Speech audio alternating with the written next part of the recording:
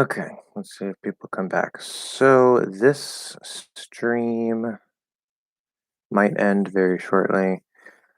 I was in a stream a minute ago and my internet decided to disconnect. So here we are. So we'll see if people come back. I saved all the questions. I was able to get screenshots. So if nothing else, I can make videos answering these questions, or make a video answering all the questions. But let's see if people come back. This is so stupid. Okay, I'll go for a few minutes. Feel free to ask questions. Let me know if you're here from the previous chat or previous stream that got disconnected. What was I talking about before? Start talking about that again. Oh yeah, I was talking about this.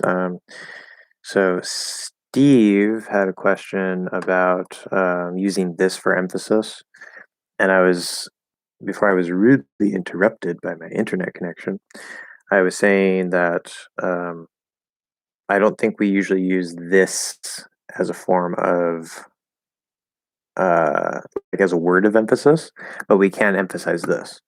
So instead of saying I like this one, not that one, okay, that's just a statement. But if you say I like this one, then it really adds extra emphasis and clarity, saying I definitely don't like that one, I like this one. And that's just a normal use of emphasis being put onto a word. It's not because of the word.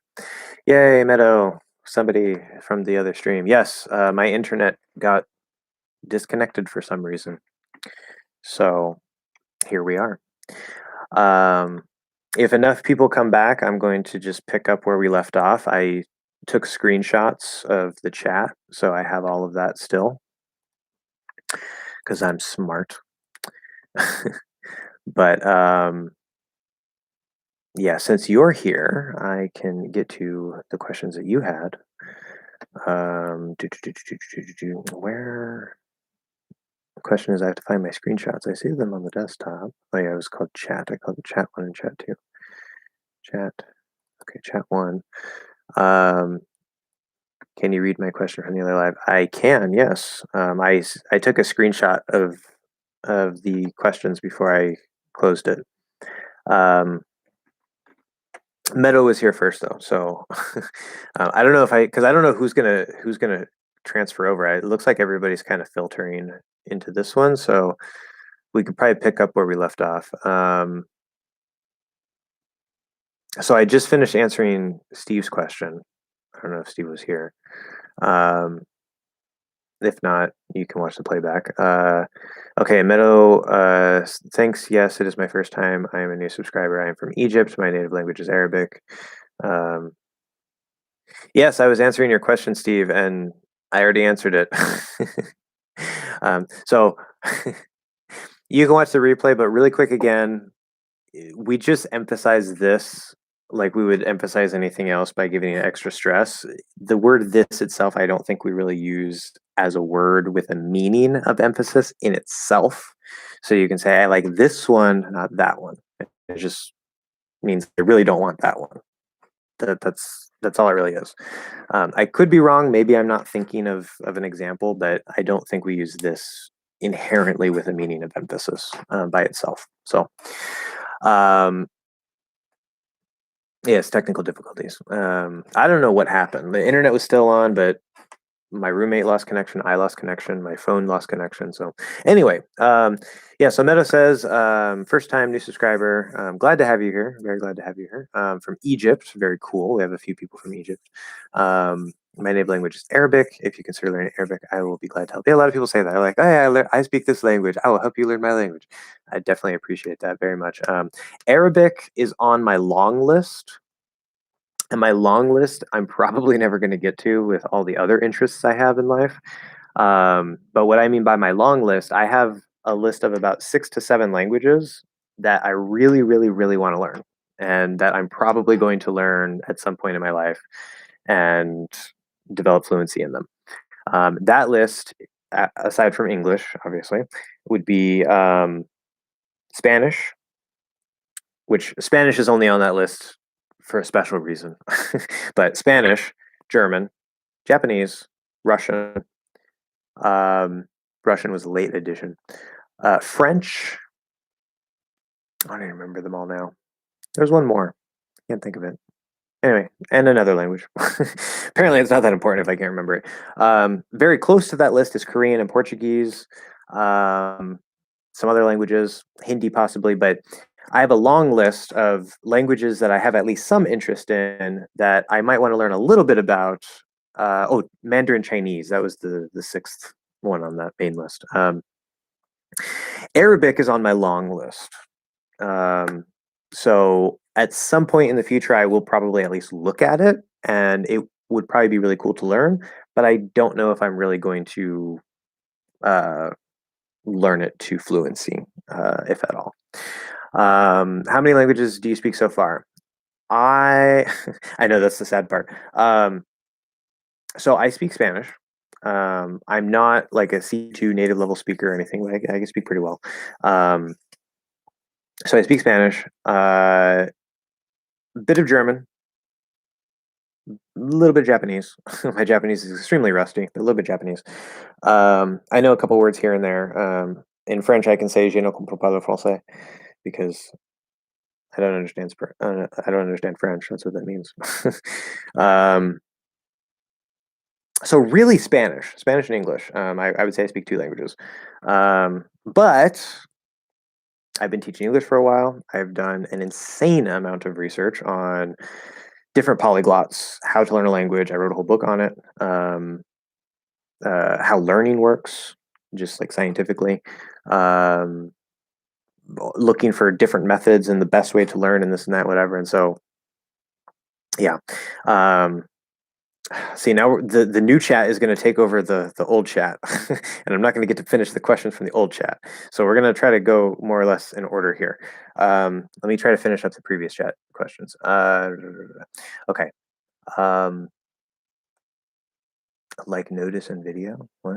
I don't know what like notice in video means. I don't know what that's referring to. Maybe I was saying something, but yeah, yeah. Egypt. David says that Egypt always wanted to visit. Yeah, me too. Me too. Um,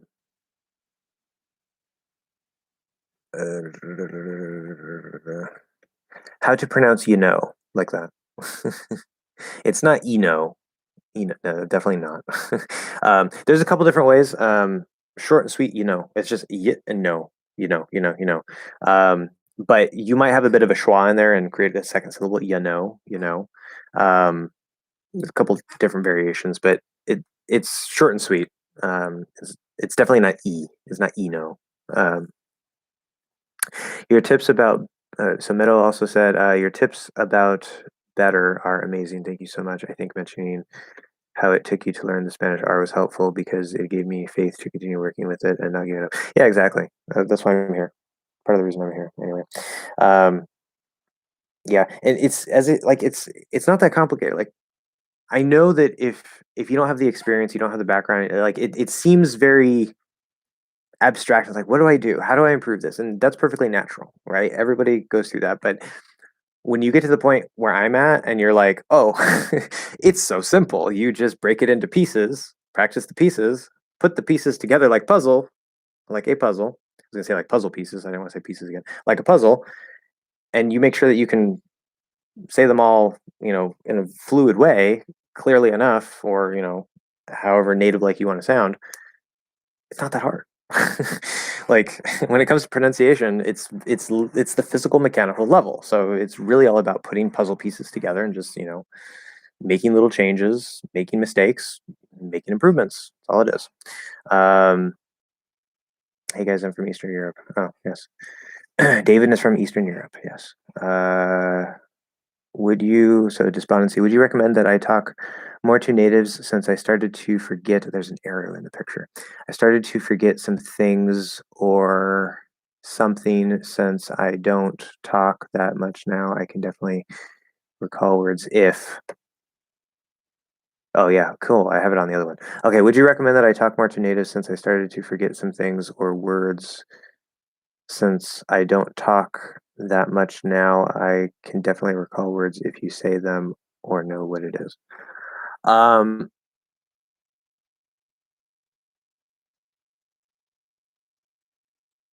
yeah, so that sounds to me like your passive vocabulary, which is the words or grammar, whatever, passive vocabulary, passive grammar. That's what if you read it or you hear it, you'll understand it. Maybe not perfectly, but you can recognize it and you can understand. Um, where actually speaking or writing, especially speaking, is active vocabulary, active grammar, where you have to actively recall it quickly and just use it. It just comes out to the point where you don't even recall it; it just happens, right? So that's a classic problem. That means you need to spend more time speaking. And it doesn't necessarily have to be with natives, and it doesn't even necessarily have to be with another person. There are ways where you can just talk to yourself. You can have debates with yourself. Be both people. Um, there's lots of different things that you can do, but ideally, yes, you would be talking with a native. Um, it's not necessary. It's unless you're already really advanced and don't make a lot of speaking mistakes to begin with. It's not best for them to try to correct every little mistake. But if you don't make a lot of mistakes, then you can tell them like, hey, if you notice any mistakes, would you uh, mind just pointing it out to me so I can learn. Um, but yeah, you need more practice because there's speaking is its own skill. Speaking is its own skill.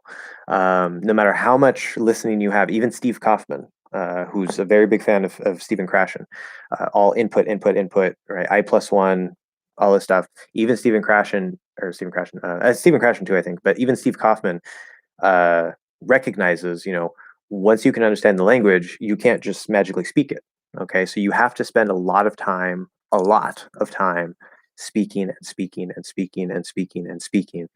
Um, and you don't have to do it 5 hours a day, right? It depends on how quickly you want to learn. If you want to, you know, push up your speaking to, very fluent, very fast, very, whatever, very conversationally flowing in say a month, then you might have to do 5 hours a day. If you want to do it in say 3 months to 6 months, you don't have to do as much every single day, but you still have to be consistent, right? So it depends also on your goals, but you definitely need to talk a lot to have speaking skill. It's just right. What you practice is what improves. That's what I always say. Um, but myself sometimes forget them completely and have to look it up. Sometimes you'll forget words too. It's part of the process, especially if you haven't used it or encountered it in a really long time. It's fine. Um, I wouldn't worry too much about it. Just look it up. Which country, if you don't mind? Oh, probably talking to David. Yeah, Slovakia. Okay. Josh, I find it very hard when word ending is like th plus s. Same question. A million times the same question. It's like purgatory. That's okay. No problem. Um, I need to make a video specifically about that so I could just say, go watch that video. So months, 3/5, maths, which Americans, at least in my experience, I'd be very surprised. Americans don't say maths. That's a British thing. We just say math because it's mathematics. The S is at the end. The American perspective, this is why when I hear British people say maths, I'm just like, ugh. Like, I mean, it is what it is, but it sounds really weird to us because S is at the end of the word. Why would you just take out the middle of the word and keep the S? It doesn't make any sense. But then you say, okay, well, it's not mathematic; it's plural, the study of mathematics. There's a whole field. So, but we don't think of it that way. We think of it as math. Anyway, wreaths or wreaths. You can use voiced or voiceless there. I asked a native, and he said, "I just say it like TS." Is it common to do it that way? It depends. So this question is a little bit different than the one that I usually get asked. With months, if there's an n plus ths, what will commonly happen is we're going to go into that n, and then the th is going to become a t, and then we're going to push out the s. Months, months, months. Very common. It's not informal. It's just a standard way that we speak. It's on that sliding scale from clearly enunciated to less enunciated. It's just a little farther down the scale. It's perfectly natural. The full clear enunciation is months. Months. Notice I'm putting the N through the teeth, which we don't normally do, in order to make it easier to do N and TH. Months. That's a very clearly enunciated way to say it. But in regular fast speech, we don't do that. We don't take the time to do that. We just say, make it into a T. Months. Okay. 3/5. Okay. The word fifths or fifth is special in American English because we drop the second F to make it easier to say, but we will still keep the TH. We do not say fifths or fifths. Like maybe some people say that. That sounds weird to me. So I say fifths, fifths, fifths. With maths, if I were to say the S, it's the same thing. Wreaths or wreaths. Sometimes you can do voiced or voiceless th. It doesn't matter, but it's the same physical placement. It's just voice or not. So you can't always make it into a T. Again, if it's N plus TH plus S, then yes, we will commonly make it into a T. Now we know that the TH has a variation placement where you can do a dental T or D, depending if it's voiced or not. If you try to say like fits, and do like a dental T, I guess it sounds okay. If you say maths, well, I mean, I don't say that anyway, so it's going to sound weird. Wreaths. It sounds okay. So in these cases, you, instead of doing, if there's no N, you could probably in most cases still do the dental T or D, depending if it's voiced or not. Which if it's voiced, the S is going to become a Z, so wreaths. But the way, if you want to clearly say that, the trick is you have the.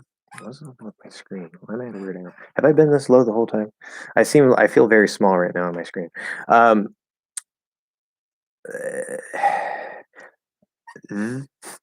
That's the safe way. You kind of stick it through the teeth a little bit. We don't normally take the time to do that, right? But if you want to very clearly enunciate, and if we do take the time to clearly enunciate, it's a little more likely that we might put the tongue through the teeth, right? It's just what we do. So, fifths, 3/5. The way that you do that without going through the teeth is you just, if this is top of your mouth and your teeth here, you just want to get close enough without going through. So like, it's very light. It's a light TH. And then you go into the S. Fifths. Okay, and it'll be fine. It won't sound like a clear TH, and that's okay. But it's a little bit more enunciated than the dental one, and probably more common that way, I think.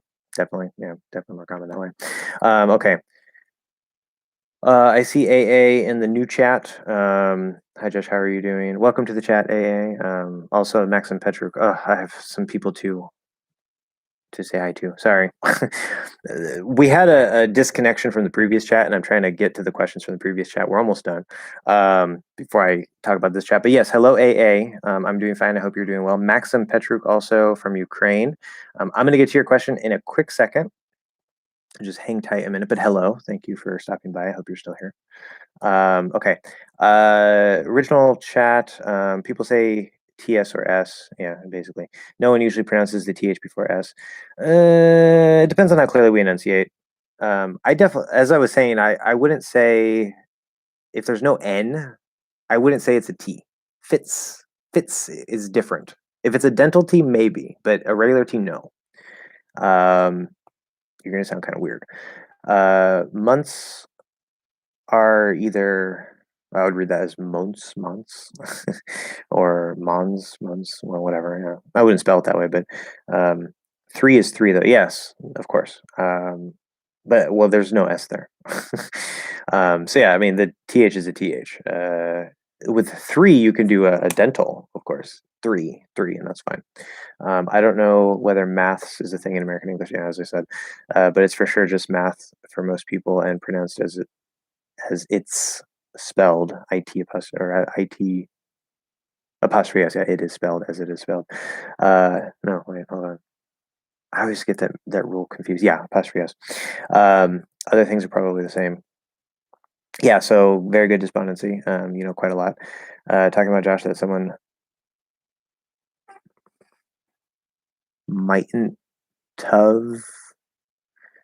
We can talk a bit about that. I know what you're trying to do there, but we wouldn't write it that way.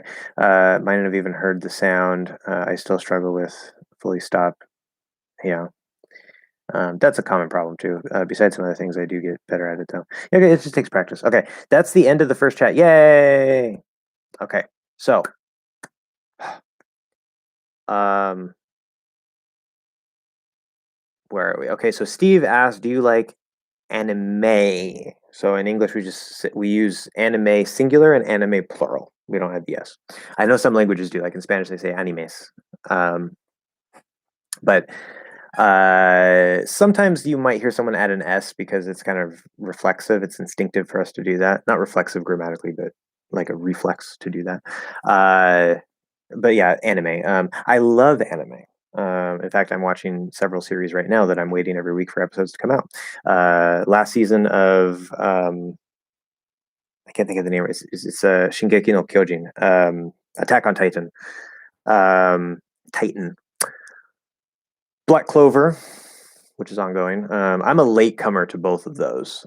I just relatively recently started watching them. Horimiya, which is fantastic. It's a high school drama, love drama, a high school love drama. And some other ones. I've been watching anime pretty much my entire life. So yes, I love anime. I absolutely love anime. It's one of my favorite things. I don't always watch it. I've had periods where I kind of tried to stay away from it to be productive because if I find an anime I like, I'm gonna binge watch it. Like I have no self control. I'm just gonna binge watch it, and so that's not very good for me getting other things done.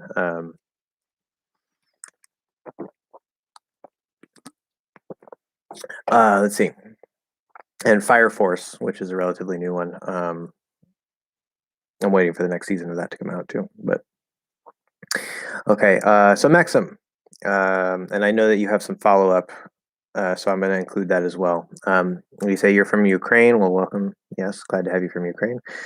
We have lots of people from many different places, so it was good to know where people come from. When do we use the present perfect continuous? That is a fantastic and horrible question. Horrible because it's very hard for me to explain that. It's a very good and common question. Only when we want to say how long it hasn't passed since we started doing something. Is that right? Only in this case. How long it hasn't, or like how much time has passed? I think that's what you're trying to say. Okay. I could easily talk about this for like the next hour, and obviously we don't have that time. So I'm going to give you the short version. I will be making lessons in the future talking about more about grammar and tenses and this particular problem with the present perfect and the present perfect continuous and all this stuff. So don't worry if I don't get to completely answer it now and make everything nice and clear. In the future, at some point, I don't know when, there will be videos about that. But in many cases, the present perfect and the present perfect continuous are so close in meaning that they're pretty much interchangeable. Okay. Um, and it depends on the context. It's really a case by case basis. Okay. This is one reason why I talk so much about trying to feel English and trying to like think like a native and say, okay, like what does this actually mean? Like, why are we using this word? Why are we using this structure? Not just like, oh, this is the grammar, this is the rule. Like, don't think of them as rules. Think of them as like, well, why? Why are those the rules, right? Because more often than not, most teachers can't really tell you why. I've struggled to tell you why as well because it's something that is very difficult to explain, and it's something that um, I think for most people, I don't know how I want to describe that. My brain works in kind of a special way. with connecting things that aren't connected and how I explain things. Not saying like I'm some super special, awesome person, but I think for the average teacher out there,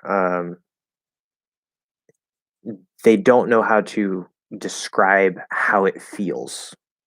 And that's what I try to do. I try to not just tell you what the rule is, but to tell you how it feels. Because if you can get the feeling, then you can use it intuitively instead of just trying to practice a rule. Um, but that aside, I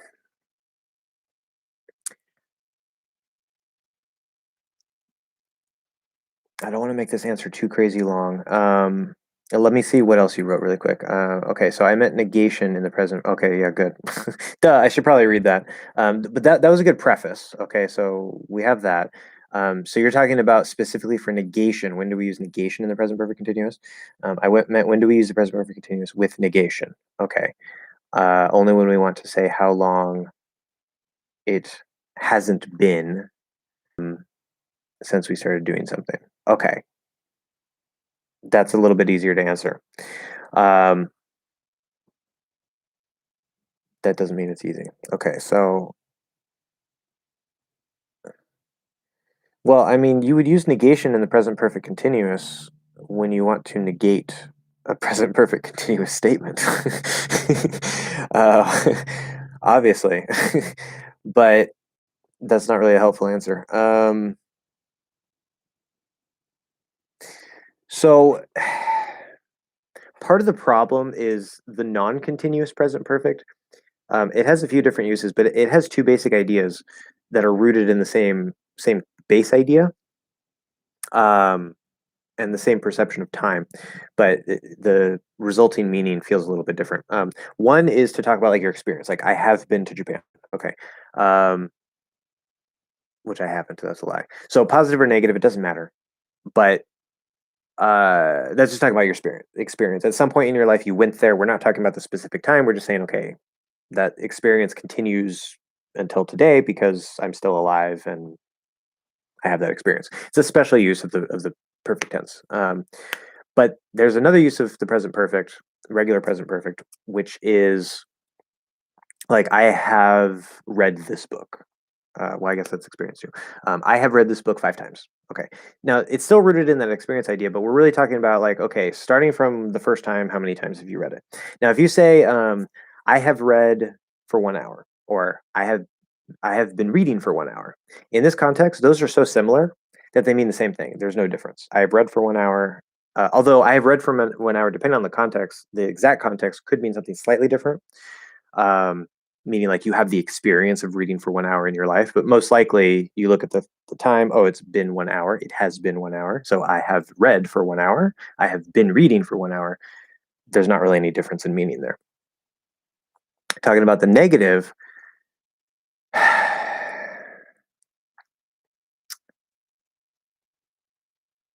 this question is the question and answer here are so abstract.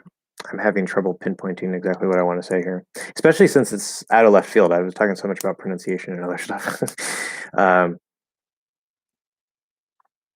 yeah, I need to spend more time thinking about this one. So if you say like I haven't read that book in a long time. Okay, so the last time you read the book was a long time ago.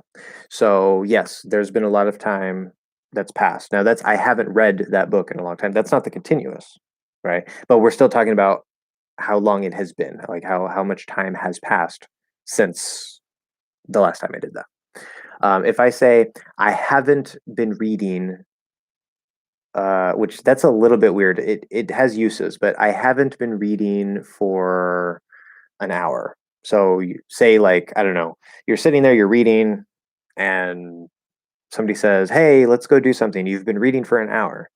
And you say, "I haven't been reading for an hour. It's only been 30 minutes." Okay. Um, that fits perfectly with what you're saying here. Okay. But an example where it wouldn't be that, let's see.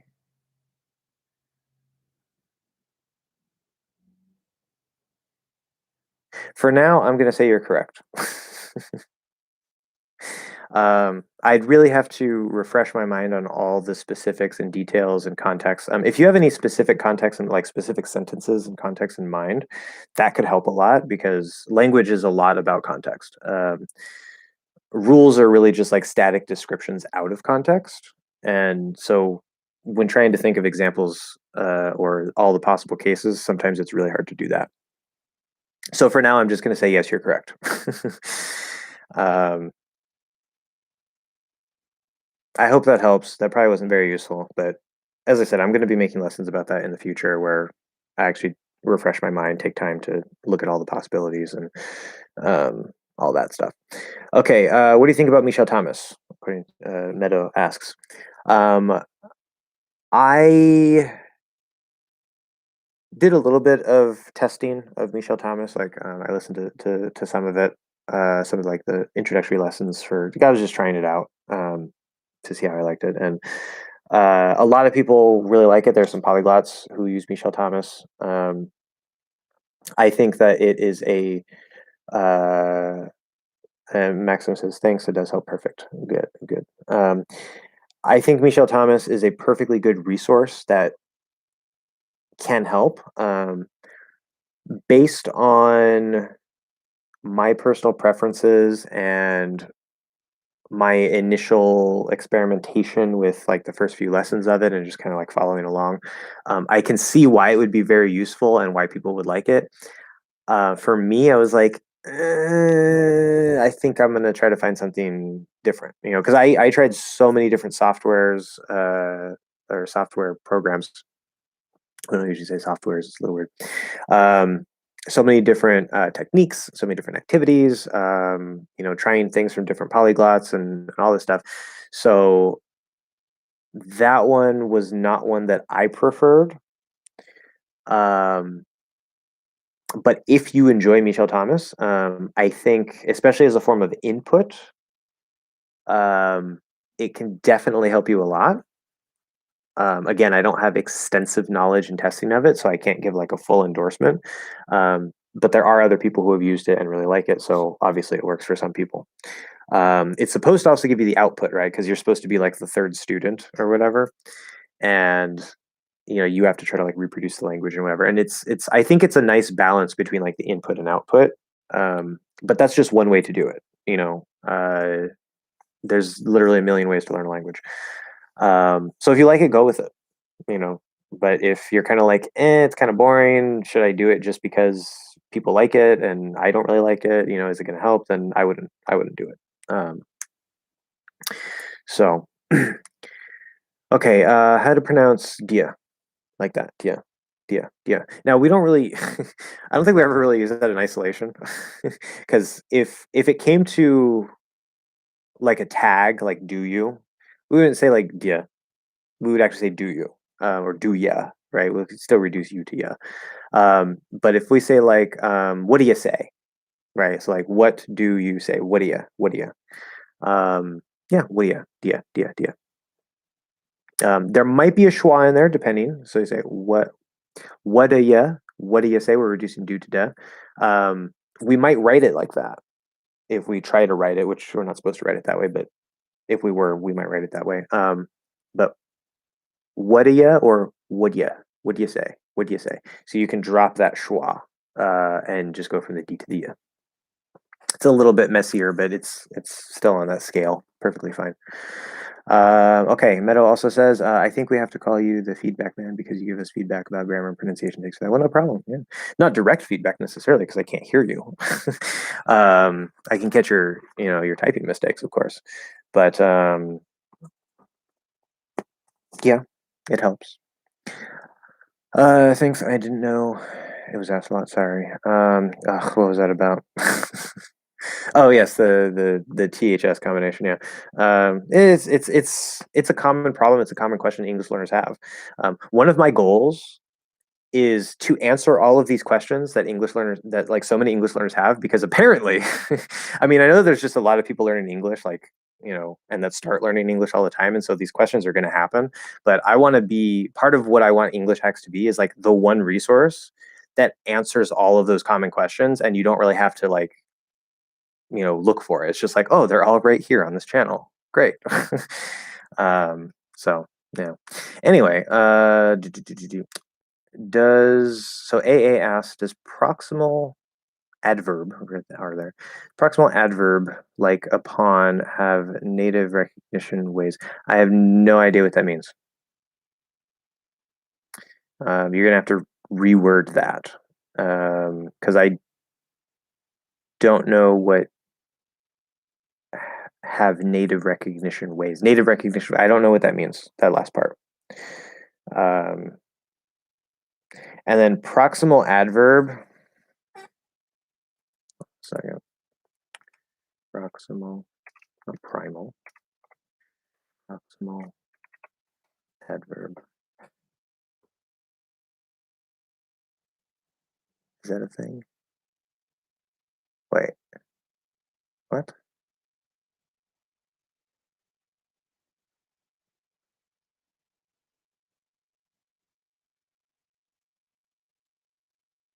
So, do you mean the adverb proximal?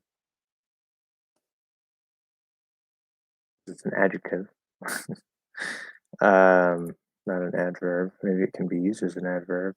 Maybe proximally if it's an adverb. I really don't understand your question, like at all. Which is okay. Don't feel bad about that. Don't that happens. That happens. Just try to reword your sentence. This is part of the practice. This is part of how we get better. You make them. You try. It doesn't work. You try again. That's how we learn. So I'll let you try to reword your question, AA. Okay, I got to Maxim. Steve, I'm watching Shinki no Kyojin as well. It's really good. Yeah. Yeah, well, Shingeki. Yeah. But yeah, that's an anime. Like I heard about it a long time ago, but I never watched it. I really don't jump on the anime bandwagon usually. Like that's a term we have in English, bandwagon. It's like what everybody's doing. It's the cool thing, right? So I don't usually jump on the anime bandwagon for the really big popular animes because like I don't really like Naruto. I don't really like Bleach. I mean, I watched some of them. I was like, all right. But obviously those are like super crazy popular and so many people like them. Um, so usually if there's an anime that is like so big that people I know that don't watch anime start watching it, I usually ignore it because that probably means that I'm not going to be interested. But sometimes I'm wrong. Both Black Clover and Attack on Titan, Shingeki no Kyojin, um, are anime that I really just ignored. I saw it here, I saw it there. Okay, whatever. Maybe I listened to some of the music from Black Clover because they have some good songs, opening and ending themes. But um, when I finally gave it a chance, because it was like, oh, final season, and I was like, okay, well, I mean, it seems kind of interesting. Let me go back and watch the first season or the first episode. And after the first episode, I was like, oh my god, why have I not been watching this? Because that first episode is so brutal. It's so brutal. It's like, oh my god, like almost like kind of like Game of Thrones in a way, where it's just like you did not expect something that brutal to happen. Like, oh my god. So yeah, whatever. Yeah, Shingeki no Kyojin is really, really good. The current season, I'm starting to kind of lose interest because they seem to be doing this weird time thing where they're like filling in some gaps after they started at a future point in the beginning of the season, and it's starting to lose me a bit. Um, but I'm definitely going to keep watching and see what happens because I'm sure it'll end really well. But um, hi everyone, is this stream live? Yes, the stream is live. Sorry, it took a second to get there to answer you, but yes, it is very much live. AA answered it. Oh, okay, yeah, because I saw AA say yes, it is, and I was like, what are we talking about? So yes, gato garabato. So, Senor Cat.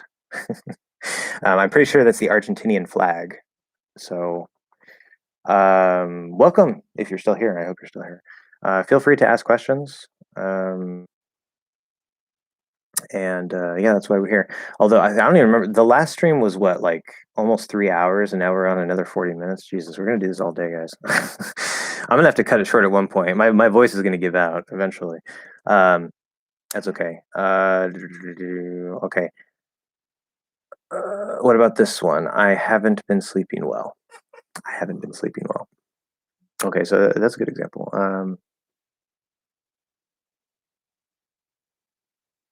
So that's a little bit different than the type of example I was thinking about. So this is a little bit of different use. It's rooted in the same idea. It's the same basic perception of time, but um, so the example I gave was like I haven't been reading for an hour. Okay, um, and that's talking about like okay, it has not been 1 hour since I started reading. Where here, when you say I haven't been sleeping well, the the perfect tense, depending on the context, it can imply recency, something that is recent. Um, Especially in British English. In American English, we'll often just use a word like just and skip the perfect tenses. That's a whole different story. It's a different trick. We do use the perfect tenses, but not as much as in British English. But saying I haven't been sleeping well, um, that I mean, obviously it started at some point and it's continuing into the present. And it's negative because we're saying, well, I have not been sleeping well. So there has not been good sleep, you know, for some time, starting in the recent past. Now, you could also say, like, I haven't been sleeping well for months. So it doesn't have to be like, notice I said months, months. So it doesn't have to be super, super recent, like, a week ago or a day ago. Um, but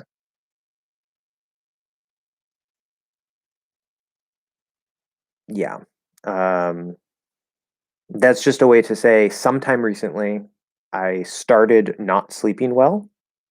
See, because when you use the negative of the perfect, it implies the start of the negative, right? So you were sleeping well, and then that sleeping well, the positive state, ended, and the not sleeping well, the negative state, started. And that continues until the present, right? So we're just switching the polarity. That's all we're doing. Um, and that might seem a little weird or abstract, but that's kind of how it works, especially in English, because some languages use double negatives in their grammar. Like Spanish says, if you say like I don't know, like if I say, "Do you like the beer?" Right? You say, "No, no me gusta la cerveza." Right? And I don't know if that's required in that case, but you or no soy. I don't know. I can't even think in Spanish anymore. I haven't spoken Spanish in forever. Anyway, the point is Spanish can use double negatives, where it's like in English it would literally be like I don't know nothing, right? I don't know nothing instead of I don't know anything. Um, and there's for historical reasons English can't use double negatives in the grammar because it implies the opposite. Now some people do speak that way, without implying the opposite, and it's just part of how they speak. That's again, you'll find that a lot in the rap and the hip hop type of um, pronunciation and grammar usage. But um, that's not the standard grammar. So, especially in a language like English, where two negatives make a positive, when we're talking about something like this, you're actually switching the polarity and you're saying that the negative has turned on and continued until the present. So I have not been sleeping well. That's what's been continuing. Um, I hope that wasn't more confusing. um, so anyway,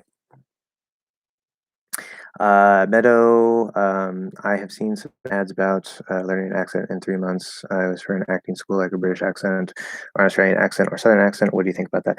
And do you think the more accents you learn, the easier it gets? Yeah, okay, good. Very excellent question. Very excellent question. Really quick, I see Ariel is here. So what's up, Ariel? I will get to your question in a second. But thank you for stopping by, as usual. Um, So Meadow, this is a very, very, very, very good question. So you might have heard of somebody called Benny Lewis who talks about fluent in 3 months. I know there's still a lot, some people, especially English learners, who haven't heard about him, but many.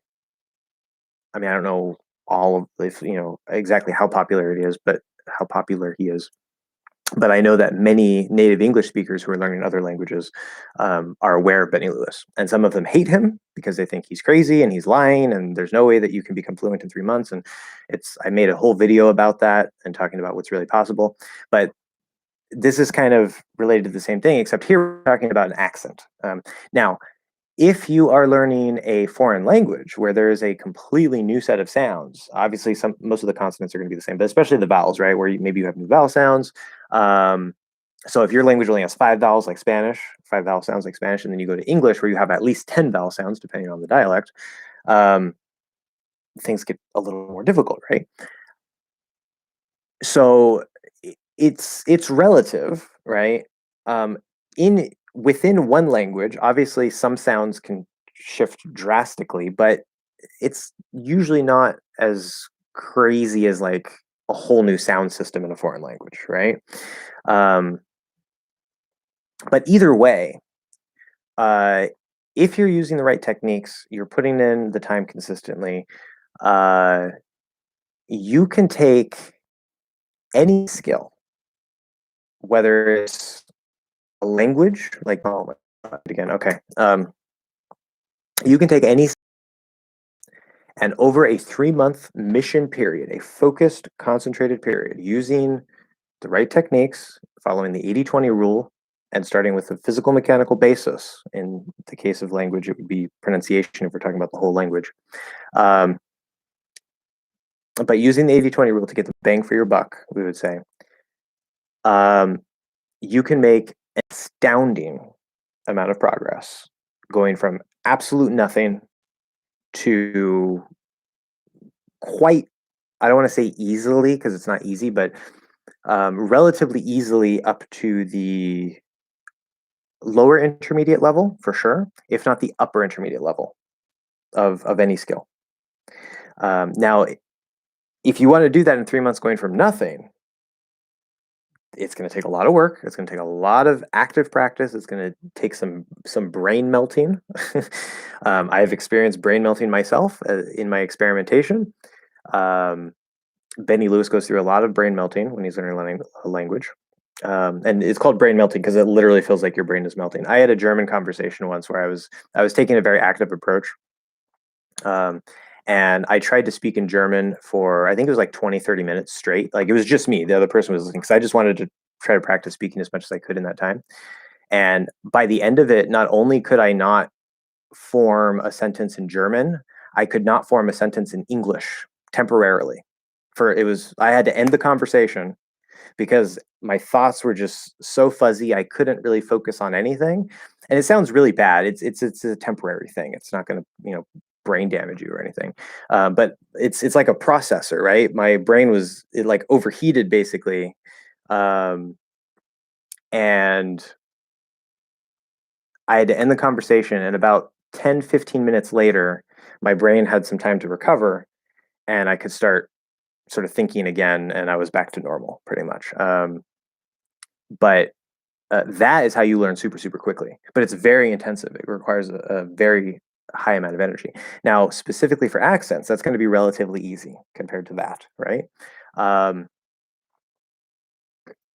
so again, you consistently show up, you're doing the right techniques because you could be just wasting your time on techniques that don't work as well, or that aren't going to work as quickly. Then yes, you can definitely master an accent within 3 months. But again, there's different factors, right? If you're an English learner and you don't even have one accent, down say 90% or more, and then you try to go and master another accent, you might actually start mixing accents up, right? And I wouldn't necessarily be completely afraid of that, but that's something that you have to take into consideration. You need to have a really good base in one, like if your native language, your native accent, and then you learn another accent in your native language, your native accent is already ingrained in your brain. That's just how you speak, right? And so it's a lot easier to start from that and branch off into another one. So um, unless you have a special reason, I wouldn't even worry about other English accents. But yes, it's definitely possible in a 3 month period. It's called an intensive mission. That's Benny Lewis's terminology, and I like to use that. So, um, as for the more accents you learn, yeah. So even if you're just learning different accents within your native language, it's not going to have as big of an impact. But the more languages you learn, the easier it gets to learn languages. That's what all polyglots say. That doesn't mean it's easy, but especially if you know what you're doing and you know what works for you, it's usually the first language, both trying to figure out what to do and for just getting used to the process of language learning. It's usually the first one, maybe the second one that are the hardest. And then after that, it's kind of just like, okay, yeah, this is what I do. I do it. I put in the time, and it happens. It works. Like I know what to do. It's just you have to put it in the work. Um, but especially talking about pronunciation, um, so I'm not going to claim to have 100% native like pronunciation in any language except English. Although I could, I just haven't put in the time. Spanish close, um, but I haven't cared to tweak the little details that I need to fix that I wasn't aware of early on, as well as the R. Um, Japanese, I think, is pretty solid pronunciation. German has some difficult sounds, but I think I sound pretty decent in German. Um, uh, anyway, the point is, I have because I start with pronunciation, and when I explore a language, if I don't like how it sounds, I'm not gonna learn it. Like some people might think that's not good or whatever, but like I have to like how the language sounds, and it's very subjective. I'm not saying if a language sounds bad to me that it's a bad language or anything. It's just I don't like the sound of it. Like Irish, I'm more than anything genetically, I'm Irish, right? And listening to the Irish language, I'm just like, no. Nothing wrong with it objectively, but my ears just don't like the sound of it, and that's fine. It's no big deal. So I'll probably never learn Irish Gaelic, but um, I have experimented and explored pronunciation of different languages, including Portuguese. I did a little bit of Portuguese for like a month as a different story, but and so I have a very good idea of how my mouth feels. I have many different anchor points and reference points, both from English and from other languages, that sort of create these little anchors in my mouth to where if I hear a new sound in a new language or in just a different accent, I can say, oh, this is kind of, halfway between the English this and the Spanish that, whatever it is. Um, and so if I just make this little tweak, try to say, okay, well, maybe that wasn't quite it. Maybe I have to angle my tongue a little bit. It kind of sounds like maybe there's a little bit of a different tongue angle. Make that little change. Oh, okay, yeah, the person says that sounds better, right? So the more anchor points you have, obviously the easier and faster it's going to be to master a new accent, whether in another language or in your own language. So thanks for nice supporting words. I'll try it again. Does pronominal adverb, maybe pronomial, I don't know. Okay, pronominal. we'll find out. Okay, like upon can be learned the way you teach preposition. Okay, so that's a bit more understandable. We're getting closer. Okay, prominal. I don't like prominal's a word. Let's find out. Prominal. Yeah, I think it's pronominal, or maybe it's pronomial. Let's see. Okay, so pronominal means preceding a noun, goes before a noun. So you mean an adverb that goes before a noun, like wait, none of those come to mind. Hold on. Give me examples here. Dictionary. Dictionary is supposed to give examples. Why are there no examples? Pronominal adverb doesn't give me anything.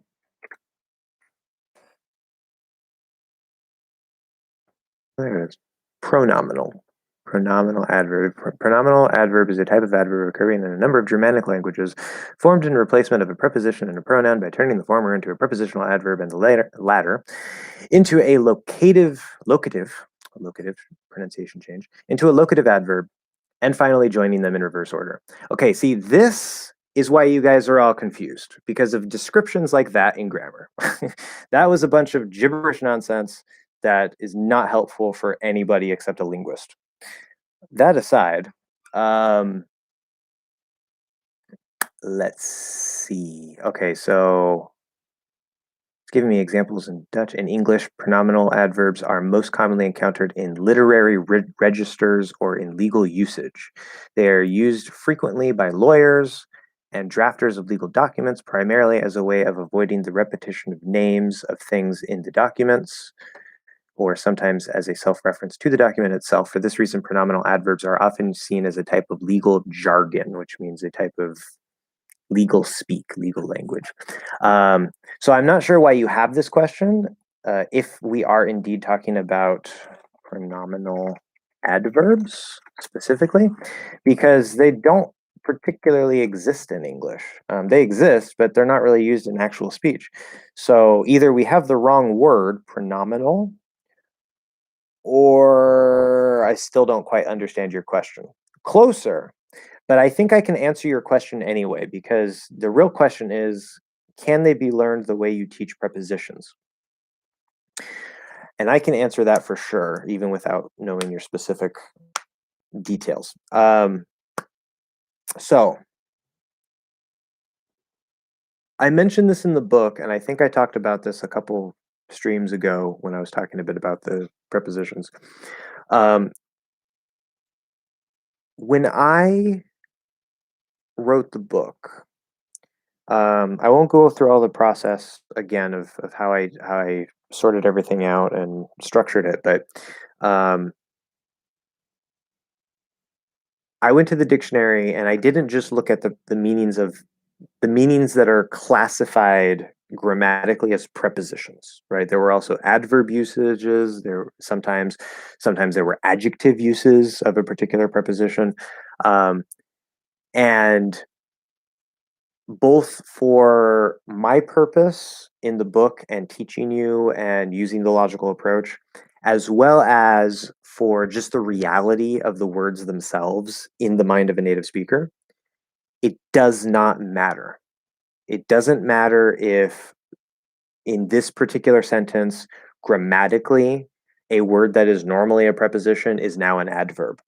That has no influence at all on the logic and the core feeling, because however a particular preposition or that type of word is used, however it's used in whatever way, it's all rooted in the same core feeling and idea. And it's not just prepositions. Okay, it is pronominal. Okay, good. It's not just prepositions. It's verbs. Okay. And it probably works the same for other words. I also strongly believe that the articles have a logic and well, they definitely have a feeling. The problem with the articles, the and a, or possibly the option of no article, there's only the two words and then the option of maybe not using either of them. So we have like three possibilities. And literally there are 7 pages of rules for the articles. So there's a feeling, right? If you misuse an article, I will feel that you did not use it correctly. It won't sound right to me. But because there's so many rules and only 3 options, I don't know if there's a logical way for me to separate it out and break it down and make it easy for you to learn. That's something I do want to explore in the future. But for verbs, like the most common verbs, like say take has a bunch of different dictionary definitions. Sometimes it also could maybe be used not as a verb. It doesn't matter. It's still rooted in the same core feeling and idea. It's just the surface meaning might seem very different. The different meanings on the surface might seem different. And especially with get, one thing I was doing, or I've been doing recently with some of my current students, is exploring the logic and the feeling of get and trying to find a way to just to bring all these different phrasal verbs with get and all these different basic meanings of get as like acquire, buy, um, reach or arrive a location, how they all actually, the reason why get can be used in all these different ways is because there's this one core feeling or idea that can be applied in so many different contexts, um, from the perspective in the subconscious connections of the mind of a native English speaker. Okay, and that's something I'm working on the side, with them as I'm sort of exploring it with them, and it's coming along very, very well. So in the future, I don't know when, can't tell you when. I have so many plans and so many videos you guys want to see, but in the future, after the pronunciation course is done, probably after the preposition course is done, um, when I start talking a bit more about grammar and verbs and um, tenses, I will be talking about like the logic of get. I don't know if I'll call it that, but yeah, and we're going to do a similar course to like with the prepositions, where we look at all these different meanings and these different, phrasal verbs, and um, build that feeling for you from the inside out. So very similar approach to a completely different part of grammar. So yes, it will work, just as fine. Okay, Gabriel says I like to read yaoi manga. That's my guilty pleasure. Well, I mean, that's fine. We all have our guilty pleasures, no problem. um, Anybody who doesn't know what yaoi manga is, you're either going to know what that means already, or you don't really want to know what that means. Not like it's bad or anything. It's just you're probably not going to be interested. So, um, yeah, I'm not so much into yaoi or yuri. I don't really care too much. I mean, if there's a good story, then I mean, I'm down for a good story, but I don't really seek that out. What's the difference between my car and Mike R in terms of pronunciation? Yeah, so is one of them less aspirated? Very, very good question. Well, let's think about it. Let's think about it. What do we have? So, in terms of the sounds, okay, this is one of the things that. Hello, Vigathlete. I can't speak anymore, guys. We're gonna have to end soon. Hello, Vigathlete. Thank you for joining us. One of the important things about English, you might have two combinations of words, like in this case, um, where all the sounds are exactly the same, right? My, I, car, so k, ah, well, R is actually blended, but it's R colored ah. And then Mike, we have I, k, the E is silent, so it's just the K is now in the first word, right? And then we have the R in the second word. But because of the types of words and the how the rhythm and stress in English is formed, that makes a lot of the difference. Now, in fast speech, sometimes it can actually be hard to hear the difference, and the context will tell us, or if the context doesn't tell us, we actually might be confused. That can happen. But let's look at this. If we say my car, so my is not stressed. It's just a possessive pronoun. It's my car. Okay. Car is a noun, which is a content word, so it's stressed. So we're going to get my car. Our colored fifth vowel. Remember, the W is silent. It's just the way that I phonetically spell it. Okay. I know. Silent phonetically. That didn't make sense, but you know what I mean. My car. Okay. Then in Mike, okay, so Mike is stressed. So now the my has some stress to it, right? So Mike and then R. So we're going to get R. Oops, R, not stressed. Okay, so R is not stressed, right? It's to be. Usually it's not stressed. It depends, but in this case, it's probably not. Like if I say him and Mike are walking. Okay. Now, the first thing I would mention is most likely we're actually going to contract Mike and R to Miker. Him and Mike are walking. So that's what you're most likely going to hear, and that would solve the problem right away. but it is possible to not contract. Not quite as likely, but it is possible. So in the first case with car, we have a K sound at the start of a stressed syllable. So what happens to the K? It has to be nice and strong. It has to be aspirated. Okay. Um, so you're on the right track, right? Is one of them less aspirated, but it's not so easy necessarily. So we have K, my car, my car. So yes, the K is stronger, but also we hear the stress in the second of the two uh, syllables, right? If we combine them into like a two-syllable word, it would be on the second. My car, my car. Okay. With Mike and R, okay, we're going to say my car, my car, my car. So here, the stress is on the first part and not on the second part. And we know that if K connects to a vowel, it's not going to be a stop. Like it could be Mike as a stop, right? We connect it, it activates it, but it's not going to be strong. Okay. Even if now it's sort of at the start of a stress syllable, it doesn't make it stronger because we don't want that syllable. Well, the stress would pick up in the actual syllable. It's a weird thing, but so it's going to be a softer K, not as aspirated. My car, my car, my car, my. Well, let me keep the intonation the same. Let's see, my car, my car, my car, my car, my car, my car. Now, depending on how you're speaking, it is possible to make my more stressed than car, right? Oh, it's my car.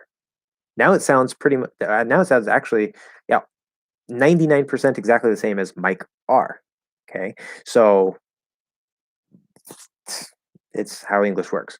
But by default, without any special emphasis on my, you are correct in saying that the one of the K's is less aspirated. And there was another thing I was going to add to that. I don't remember what it was. But yes, that's the basic answer. Yes. So good job. um, I know Benny the Irishman. Yeah, well, Benny the Irish polyglot. Benny the Irishman. That sounds really funny, which is fine. You know, I know Benny the Irishman, but he exaggerates a lot. He exaggerates a lot. But what? Oh, so he exaggerates. So you're saying he he exaggerates what's possible in 3 months. So you're saying that he says more things are possible in 3 months than are actually possible in reality. Is that what you're saying? Um, just confirm that to be sure. I want to make sure we're on the same page before I launch into that. I'll come back. Despondency. Stream went down. Yes. Also, I see you're going on a streak. Probably your longest stream. I know, right? This one combined with the last one. This has to be what, like 4 hours at least already. I think 5. No, 6 was the longest one. That was one of the early ones. um, you weren't here for that though. Yeah, the stream went down. This is the second stream. So yeah, I thought weren't you already here? Oh, I guess not. Oh yeah, that's right. So I answered your questions.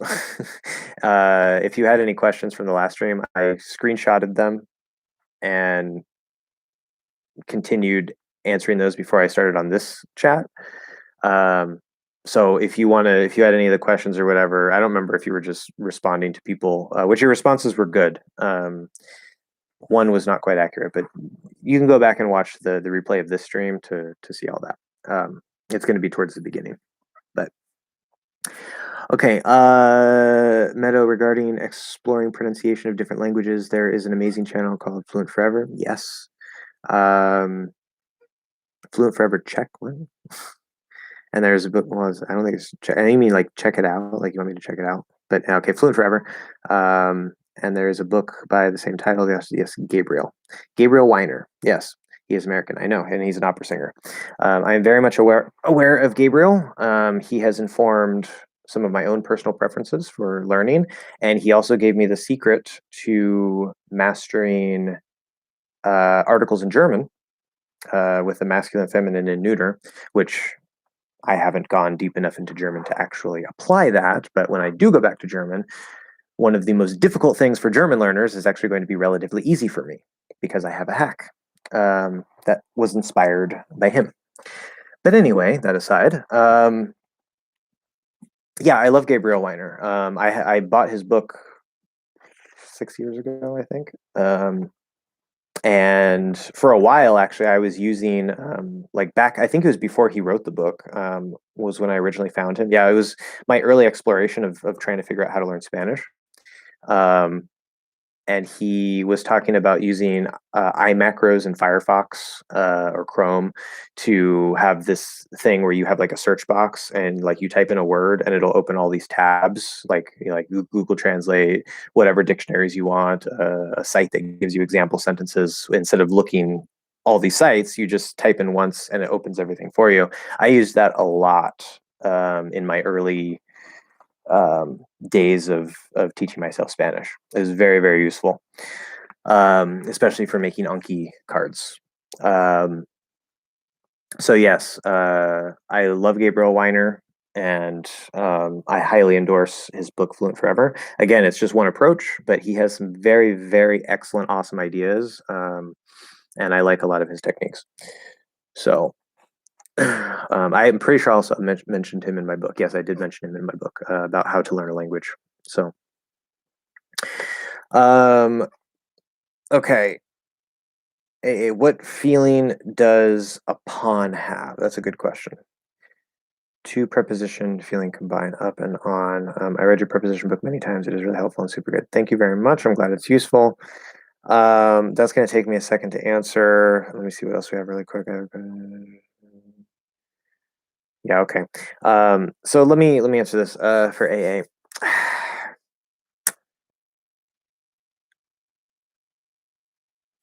I was thinking about including upon, not as like a chapter, but like mentioning it. I don't think I did though. Um, because once you understand the logic and the feeling for up and the logic and feeling for on, upon is like, oh, that makes perfect sense. But also upon is not these days, like we still use it. Okay. There are times when it naturally comes out, but relatively, it is not common. Upon is not common in modern English. You will hear it, yes. I think half the time when you hear it, it's either going to be like if you're watching a period drama, like from the 1800s or 1600s or something, um, or if we're trying to intentionally speak in a way that sounds kind of older, like I don't know, just like give a certain effect, like oh, so I will see you upon the morrow, right? The morrow is the way we used to say tomorrow, the next day, right? Um, if you know anything about German, that will make perfect sense to you. But yeah, I will see you on the morrow. I will see you upon the morrow. Like I saw it in Time magazine. Okay, yeah, as I said, it is used. It's also it sometimes is used in more formal context or to give a certain not formal feeling, but a certain like educated sound to the language, right? Because it sounds kind of older. It sounds, a lot of many things that sound older tend to sound more formal or more fancy, like you're more educated. Arrived upon. Okay, so yeah, arrived upon or upon arrival. There are certain phrases where it is relatively common, right? It usually we can just replace upon with on. Sometimes we replace it with up. It depends on what we're talking about. But usually it's replaced by on. So you could say on arrival or I arrived. Well, I mean, let's see. I arrived upon. What would that go with? I don't know. I arrived upon the dock. I don't know. um, anyway, I arrived on the dock. Okay, it's usually interchangeable with that. Anyway, upon is something that is kind of slowly disappearing. It's used in set phrases. It has a certain fancy feeling to it. Generally, you can actually ignore upon. Okay, if you want to use it, then you definitely can learn it. But it's one of the words that, although used, you can kind of just ignore. Like you should understand it, but you really don't have to use it. So that's the easy answer. Just don't use it. But what feeling does it have? So I'd really have to dive into the logic and feeling of up and the logic and feeling of on. But you are correct. It is the feeling of both of them combined. Um, so if I remember correctly, because I haven't gone through this in a while, I don't talk too much about the prepositions these days actively with a lot of people. So the logic and feeling of up is moving to a positive active state. Relationship with on and off. The same thing with down. Down is sort of the opposite. Feeling of completion, things like that. And then on is the positive active state, right? So if you get upon something, if you go upon something physically, right, it's like you're literally getting up and on it, right? Now, if you say, if somebody's on the roof and you say, "Oh, where's Tom?" I say, "Oh, he's up on the roof." That's not upon the roof, right? That's up on as two separate words. Um, the meaning would be basically the same, but upon sounds kind of fancy, and it's like he's upon the roof. No, it's he's up on the roof. So details, whatever. Meaning he is up and on physically, literally. So he's upward because it's the roof. Where more abstractly, like upon arrival. So in that case, upon means like when, right? Like upon arrival, he went straight to his room. Okay, so when he arrived, he went straight to his room. It's just a different way to say the same thing. Sounds a little fancier. Um, upon arrival. That's more abstract usage. So he was traveling, right? So we know on would be the surface or platform, right? Or just that positive state, right? So if you arrive somewhere, now we usually say arrive at, right? This is a different. We're using different language, so don't confuse it with the normal arrive at expression.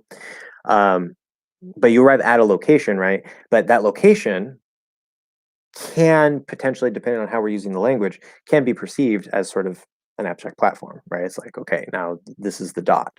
Um, I talked a bit about that in the on video with on time, right? If you're supposed to arrive at 9 o'clock and you are there at 9 o'clock, you are on time because that point in time is now like a dot that you arrive on, right? So it becomes like an abstract platform.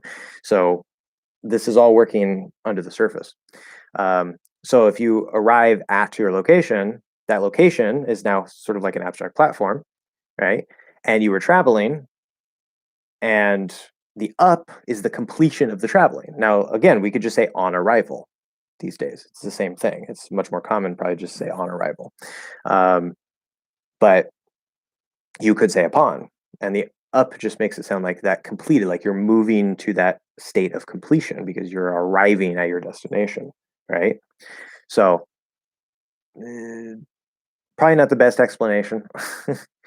um, when I go through, after I make the main preposition course, the logical preposition course, which is going to take me a long time to finish. Sorry. It's going to take me a long time to finish because those videos take forever to make, and I'm extremely busy, but I'm trying to work on it. But when I finish that main course, I do plan on making other videos answering questions like this that are more specific and deal with special cases and special examples that aren't like the main, like this is the logic, this is the feeling, and here are all the examples so you can build the feeling. So you probably have to remind me at some point after I finish the preposition course, but I can come back to this and really explore it more in depth and give you a better answer. But off the top of my head, with the details I remember, because a lot of this is subconscious for me. I had to make it active, and since I don't talk about it a lot, sometimes I forget, you know, temporarily forget some of the details. But okay.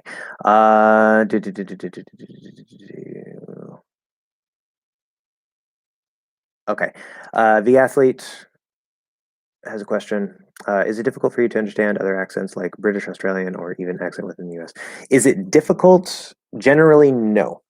This is a surprisingly common question, but I understand because with how seemingly complex American or English pronunciation is, it's a natural question to ask. um, with how much variety there is between dialects. So, in my case, I think this is probably true for the average American speaker. Um, there are probably some words sometimes that, or certain phrases that are maybe kind of hard to understand, but there's not really any barrier. It's like 99% we understand. Um, it doesn't matter if it's received pronunciation, British, proper British, or if it's more like Cockney British or some other not Queen's English accent. If it's Southern English, especially in the United States, like we grow up. Most people get exposed through the media or in person to a Southern accent, and so it's kind of normal for us. It's just you know it's there. Same thing with the British accent, like especially with TV, like we hear British accents, and so it's kind of normal to us. Um, to me, I'm sure there's some more subtle differences. But South African English, which is another big one, sounds pretty neutral to me. Like it sounds sort of like it's American English mixed with elements of British and Australian. There's just like certain little details here and there that are a little bit different. But it sounds very much like an American accent. At least for the South Africans I've heard. Then you have Australian English. Some things that Australians say can be difficult to say, but usually there's not much problem. The only thing that I really have problems with, sometimes if you have a really thick Indian accent, and there are many languages in India. I think the two biggest main ones are Hindi and Urdu. So I don't want to just say like Indian, but if you have like a really, really thick accent from India, like from an Indian language, that can be difficult to understand. Can be, not necessarily, but can be. Um, but Scottish English, Irish English is fine. If it's a super thick accent, maybe there's some difficulty, but Scottish English with a not super thick, but a mild accent. Well, I guess mild. You have to be stronger than mild. Like if I can tell you're Scottish, I can probably understand you. But if you have like, we say the Scottish brogue, right? They say the Scottish brogue, and it's like really, really thick or moderately thick. To me, in my experience, that can cause some difficulty. Like I might lose 5 to 10% comprehension, maybe more depending on the speaker. Thank you for your answer. You're the best English teacher I've ever seen, hands down. Well, thank you very much. I try. Well, I don't try to be the best. I just try to help you as best as I can. So yes, long story short, Vig athlete. I know it's another long-winded answer, but generally, no, we don't have any difficulty understanding other native English speakers, regardless of accent. So, but again, it depends. Sometimes. Where did he mention the thing that helped you to learn German articles? Is it in his book? Yeah, it is in his book because I remember it. I don't know if he was talking about German articles, but I applied it to German articles, so there's the connection to it in my brain. He was talking about the colors and I forget the other part, but he was saying like for yeah, I'm pretty sure it was articles or it was for gender in general, I think. Because like there's masculine, feminine, and neuter in German, right? And so I forget the exact details, but like there was like the blue, what was it? Yeah, he had a two-part system because I remember horse and glass and blue. I don't remember. Anyway, they were mnemonics, and um, the thing that I'm going to use to learn German articles is not quite that, but that and some other things led to my idea, and I'm going to partially use that. I'm going to attach a color to it and this and that, whatever. But um, anyway, the way I'm going to learn German articles is it's one of those things that, like, the hacks I give you guys, and you're like, oh my god, wow, you're amazing, that's so great. This is one of those hacks that if I were teaching German and I had a German teaching channel and I said, this is how you learn articles, every German learner in the world would be like, oh my gosh, you're amazing. That's so incredible. And I don't know why people haven't thought of it before. It's like, it I mean, I combined a couple different ideas into one thing, but it doesn't seem like something that somebody wouldn't think of before. So I doubt I'm the first person to think of it, but that's a whole different topic. You are the man with your help. Most of the difficulties, or our difficulties, my difficulties will be overcome. Yes, well, thank you very much. Although it'd be much more natural to contract you and R, because like you're the man. That's a standard phrase. This is a little informal, and we contract much more often than not, even in regular speech, but even in formal, like in speech that is more formal, contractions are normal. They're just a normal part of speech. So, you're the man is what we would say. If you say you are the man, it sounds kind of robotic. But yes, good. Very nice phrase. Properly used, just I would contract it. I'm learning Western American English, yay!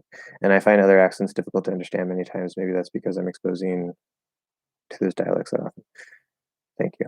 So maybe that's because I'm not exposed to those dialects that often. That would make more sense.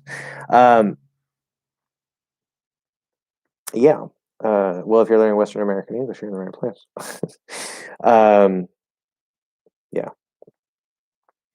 So, oh, by the way, that's spelling, because I know like in English, right? We say ha ha ha ha ha, right? And in Spanish, you do the same thing, but in Spanish, the J is the H sound, so it's like ha ha ha ha ha, right? But from an English speaker perspective, it's a J, and so I know it's not right. It's just a funny thing to me. But whenever I see a Spanish speaker write J-A-J-A-J-A, I read it as ja ja ja ja ja. It's just so funny to me. um, I like having fun with languages that way. You would read it like yeah, that too, yeah, because yeah, there's anyway, things, letters, whatever. Um, so many things on the phone. So I am hungry. I need to eat. Yeah, ha ha ha, ja ja ja. It's all the same thing. Whatever. But and that's exactly true. As I said, I recommend that if you're going to, especially if you want to try to develop a native like or like perfect accent, perfect or close to perfect, then yeah, it is funny. Then you want to focus primarily, like you don't have to have all your input sources be from just that dialect or that accent, but generally most of your things should be focused on that, and especially your pronunciation resources that you're working with need to be focused on that particular thing. At least 99%, if nothing else. That being said, once you have a very solid base, especially with your ears, I mean, your mouth can take a little bit longer, that's okay, but especially once your ears are open and you can hear the proper sounds and you're used to hearing a particular dialect, and you want to say you don't understand British English very well, like, even receive pronunciation, it's kind of harder to understand, okay, but you want to understand it better. Okay, so what you practice is what improves. It's very simple. What you practice is what improves. So what do? Well, you have a good base in one, and now you're going to go spend a lot of time listening to British English. Listen to the BBC. Listen to, right? Again, there's lots of dialects in British English. So depending on what you want to be able to understand, you're going to base it off of that. But you want to spend time now with that accent, not to train your mouth, unless you want to have be able to do both accents, and that's fine. But just to get your ears used to interpreting how the words come out in that accent, and then you will be able to understand it better. It just takes time. It takes exposure. What you practice is what improves. It's very, very simple. It's very simple. You just need to put in the time and whatever effort is required, however much or little, depending on what we're talking about. Yeah. Really, the hardest part about learning, whether it's knowledge based or especially skill based, the hardest part of learning is not the actual learning or the process of learning. If you have a learning disability, that can make things difficult. But I think really the hardest part about learning anything is showing up consistently. Showing up consistently. That is, especially in my case, it's literally the story of my life. Showing up consistently. Maybe taking some time off every now and then, making sure you get back to it. Don't burn yourself out, but a little bit every day is better than a lot once a week. Showing up consistently, putting in that work, and eventually you will reach your goal. It might take longer if you're going shorter amounts and not as much effort, but it will add up over time. Steve Kaufman, who I call the input guy, he reads and listens a lot for about 6 to 10 months, maybe 12 months, before he starts trying to speak. He might try to speak here or there, but it's not a focus. And then he can understand everything, and then he starts trying to speak and build up his conversation skills. That's the path that he prefers. And I mentioned that because I lost the specific thought I had again. Man, it's been too long.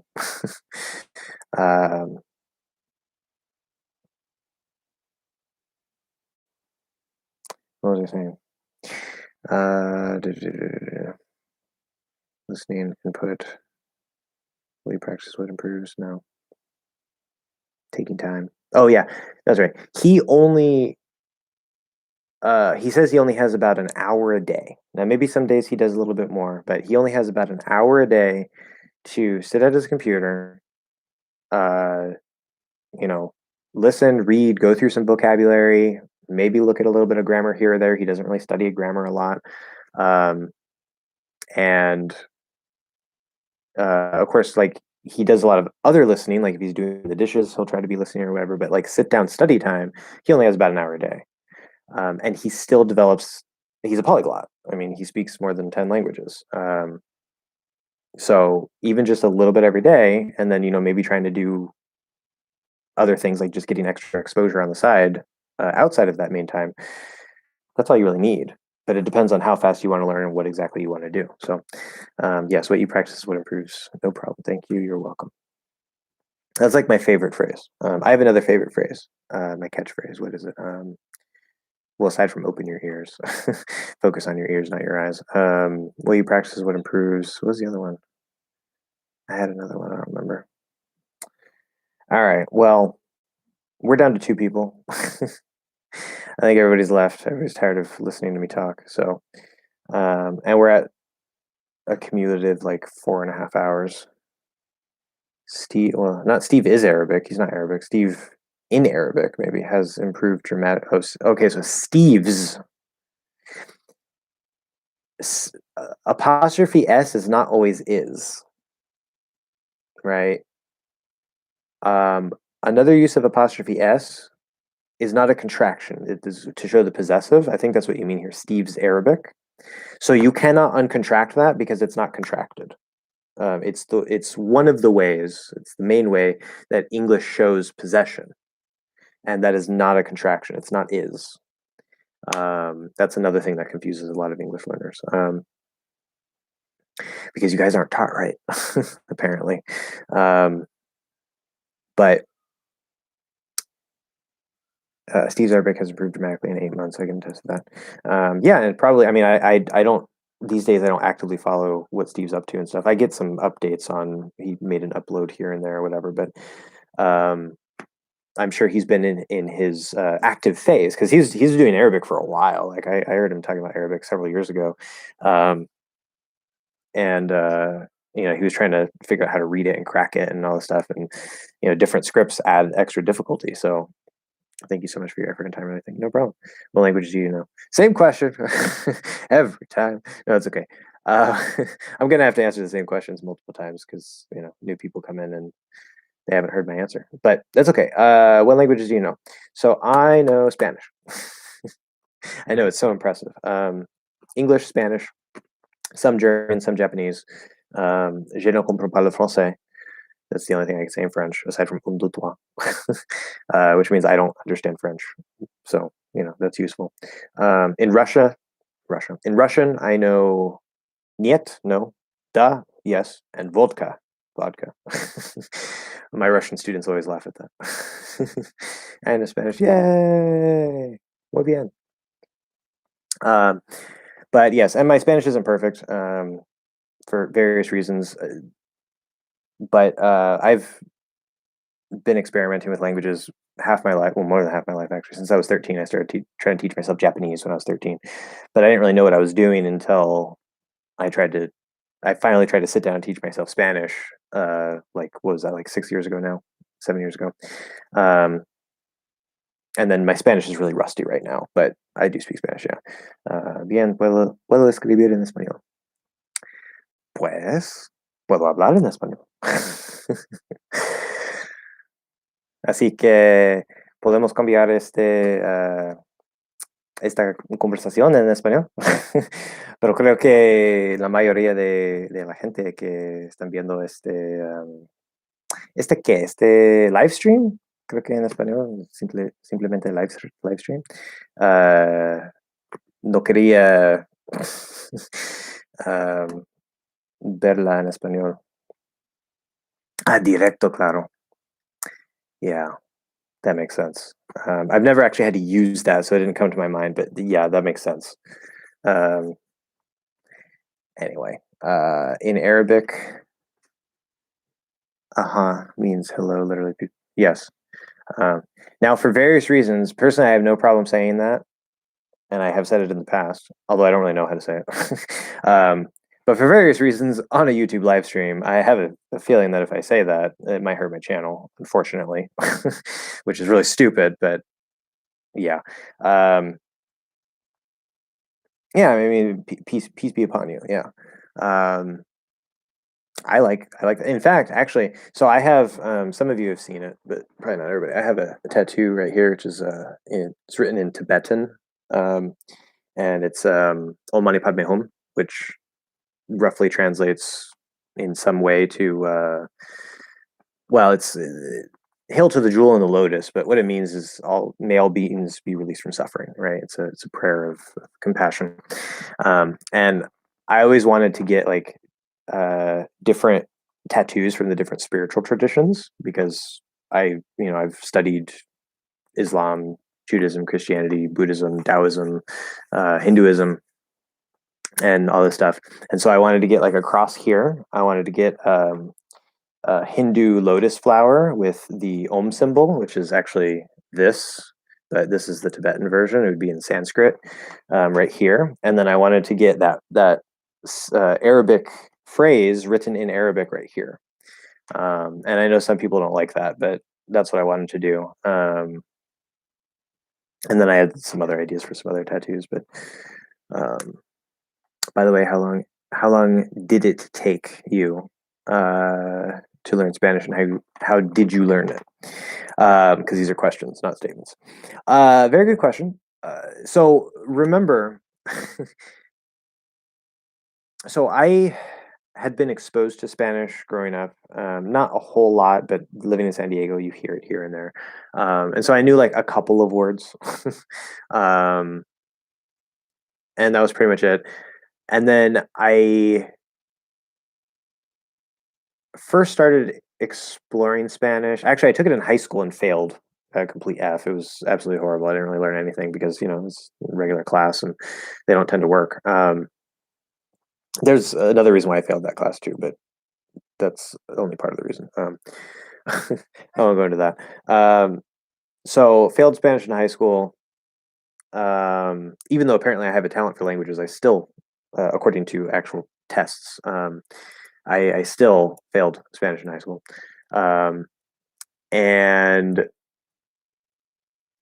let's see, in college, before I took an actual Spanish class, I started teaching myself like over the summer. Um, but I was like, I didn't really know what I was doing. I was just like, okay, here's a book, here's some words, here's what I was kind of all over the place. I didn't really have any techniques or anything. I was just kind of trying to do stuff, not speaking practice, anything. Watching a lot of TV with subtitles. So not really improving my listening very much. English subtitles, of course. So I was really just kind of like reading in English. So there's a little bit of effect from that. But that got me to the point where, at least knowledge wise, not skill wise, I was able to test out of Spanish level one, um, and go straight into Spanish level two, where I also didn't learn a whole lot. I learned some things. The teacher was really cool and everything, but didn't really get a whole lot out of the class. And then didn't do anything with Spanish for about a year. Moved to Arizona, and that's when I finally said, I'm tired of working these horrible, like low skill jobs. I like languages. Let me actually like learn some languages, maybe be a translator, do something. I don't know, but I want to work for myself. And I said, okay, out of all the languages that I want to learn, which one do I think would be, relatively speaking, the easiest and fastest to learn? And preferably that would also give me the most potential economic opportunity. And so, of course, Spanish was the answer, which, in my experience so far to this day, I still think I made the accurate analysis of that. Um, French is a close second, but Spanish, I think, is probably one of the easiest languages for native English speakers who are learning their first language. Probably the best and easiest language to get into. Not that it's easy. And so that was when I sat down and I started doing a lot of research, finally, doing a lot of research. I discovered the polyglot community. I discovered Steve Kaufman and Benny Lewis, who have polar opposite approaches, but they're both polyglots. Luca Lampariello, Gabriel Weiner, um, Idausa Ness, I discovered a little bit later. Um, Professor Argellis, just so many polyglots. Jada Fadness, so many polyglots. Richard Simcott, of course, I can't forget him. Donovan Nagel, Ollie Richards. Like, I studied all these people, and their techniques and their approaches and their philosophy towards language learning. And I was reading academic papers, like scientific published papers about, language acquisition. And shortly after I started teaching myself Spanish, like really actively and trying to figure out like actually how to learn a language. Of course, I had no active Spanish skill at all. I knew some words. My listening was still really, really horrible because I never really practiced listening. So I just had some knowledge, grammar knowledge and vocabulary knowledge, like most people get from school. So I essentially started not from zero, but in terms of skill, I started basically from zero, more or less. And I discovered a lot of techniques, a lot of ideas, a lot of new people. And it was around the time that I started teaching myself Spanish that I discovered Italki, because I discovered Benny Lewis, and I said, "Oh, okay, yeah, that makes sense. I have to actually speak if I want to speak." And I was terrified to do it, but I found Italki because I was looking for a place to find a speaking partner. Um, and then they were advertising that if you are a native language or native speaker of whatever language, you can apply to become an informal tutor without any certification, just informal tutoring. So I applied for English, and I found some Spanish partners. I started teaching English. So that happened about the same time. Um, and it was through lots of experimentation, lots of whatever. I spent about, I want to say, a year and a half to 2 years. It's probably closer to a year and a half. I don't remember exactly, but it was about a year and a half to 2 years. Yeah, it was a year and a half. It had to be a year and a half. Practicing Spanish actively, doing different things, different resources, different techniques. So not knowing what I'm doing, right? If I knew what I was doing and I knew what, things that worked and things that maybe didn't work and things that worked real well for me from the beginning, it would have been a lot faster and a lot easier. But I didn't know that. And I had to learn the hard way and figure things out myself, which is one reason I wrote my book, How to Learn a Language, so that because almost everything I know is in that book, including the polyglots and the techniques and all the stuff that I tried and the different paths and stuff. And I plan to make a whole playlist of those types of lessons for you guys in the future. But that whole book is based on that so that other people don't have to go through and do all the research. You still have to experiment and stuff, but that gives you pretty much everything that you could want to find in one place for you to play with. But and I wasted so much time in Anki making Anki cards. I hate Anki now, but anyway, that took me to essentially a conversational ability. Not perfect, still some grammar that I have some trouble with, lots of words that I could still learn, of course, but I had a pretty good flow.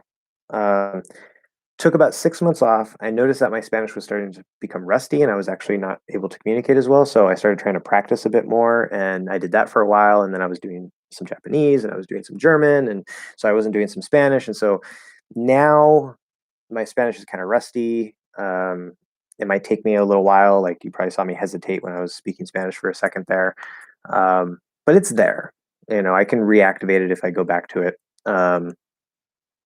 At least most of it. I kind of gotta have to get a little bit back on that because I'm going to lose more than I want. But um, all that is to say, how long did it take me to learn Spanish? To my highest point, about a year and a half to 2 years, we'll say roughly, without knowing anything about what I'm doing, having to, start from scratch. Well, not scratch of the knowledge of the language, but scratch with the skills and with knowing how to learn a language. So Spanish actually taught me how to learn a language. It was through trying to learn how to learn Spanish that taught me how languages are learned and the different paths that you can take. Like there's a million and one ways. So, um, and how did I learn it? I can go into all the different techniques and stuff, many things I tried. But I've talked a bit about that on the channel in some videos. I'm going to be talking more about that when I make more lessons based on my book. But it's you kind of just have to figure out, like, based on your goals and based on like how quickly do you want to learn, how native like do you want to be, and what's your stress tolerance level. Because if you want to learn in 3 months and you want to be conversationally fluent in 3 months, but you have a very low stress tolerance, it's probably not the best for you. Okay. Because it's going to take a lot of energy, a lot of intensity, a lot of brain melting, to make that progress in a short period of time. It's possible, but it's very intensive. Okay. And that's not for everybody. I don't recommend that for everybody, but if you want to learn quickly, that's the way you learn quickly. So there's so many variables. So how I learned it was the hard way, not knowing how. That's how. I feel very fluent in English, and I encounter a lot of words that everyone knows, but I don't. Sometimes people think I'm not that fluent because of that. Yeah, I know. I know how that feels. That sucks. But it's part of the process, you just gotta keep practicing, keep bringing in more words. Every once in a while in a foreign language, like unless you're at a really, really high level, like very solid C1, or probably even like you could pass a C2 test, you're gonna run into words that either maybe they kind of make you pause for a second, or you just can't think of them. You have to talk around them, and that's okay. You can usually get around that pretty easily, unless it's a really specific word that you don't know. Do we pronounce of, and of course, I was okay. OFF. That's pronounced off. Okay, so I want to make that clear. That's right. Just because you see O doesn't mean it's an O sound or a particular sound. It's O can represent a number of different sounds, but off is ah, the fifth vowel, ah in the back, and then an F sound, off. Okay, spelled with two Fs. It's not a long F. It's just an F. Okay. OV, I would try to probably say that as ov with the same ah, but that's not how we say it. I phonetically write the schwa, UH, U with a silent H. Okay. So we do not say off for the preposition of, right? And we do not say of unless it's in of course. Okay. Now it's supposed to be a V still, but as I was saying earlier, because this is a very common phrase and because of the influence of the voiceless K sound at the start of course, spelled with a C, but it's a K sound, K, this is a special case in this combination where it can come out as an F sound, but it's still a schwa. Schwa plus F, not ah or o or something.